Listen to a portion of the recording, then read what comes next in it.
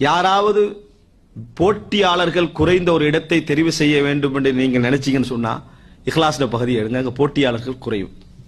எப்படி நீங்க ஒருத்தர் தொழுகையில முந்தோன்னு நினைச்சீங்கன்னா தோல்வி அடையலாம், தர்மத்துல முந்தோன்னு நினைச்சீங்கன்னா தோல்வி அடையலாம், நல்ல இபாதத்தாளியாக இருக்கணும் அதுல முந்த நினைச்சீங்கன்னா தோல்வி அடையலாம், தொழுகையில முந்த நினைச்சீங்கன்னு சொன்னா தோல்வி அடையலாம். ஆனா போட்டியாளர்கள் குறைந்த இடம் எது தெரியுமா?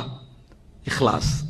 அல்லாஹுக்காக செய்யணும் என்ற இடத்துக்கு நீங்க போய் பாருங்க, அங்க போட்டி போடுறவங்க குறவு, அங்க போட்டி போடுறவங்க குறவு. நீங்க வேகமா முந்திரலாம், வேகமா என்ன செய்யலாம்?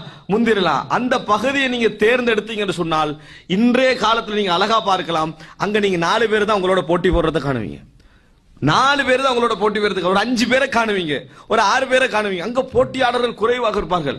தொழுகையில ஒத்தனை முந்தன நீங்க நினைச்சீங்கன்னு சொன்னா பள்ளி நிரம்பி வழியுது, உங்களுக்கே கவலையாக இருக்கும். தர்மத்துல முந்தோன்னு நினைச்சீங்கன்னு சொன்னால் உங்களுக்கு கவலையாக இருக்கும். நிறைய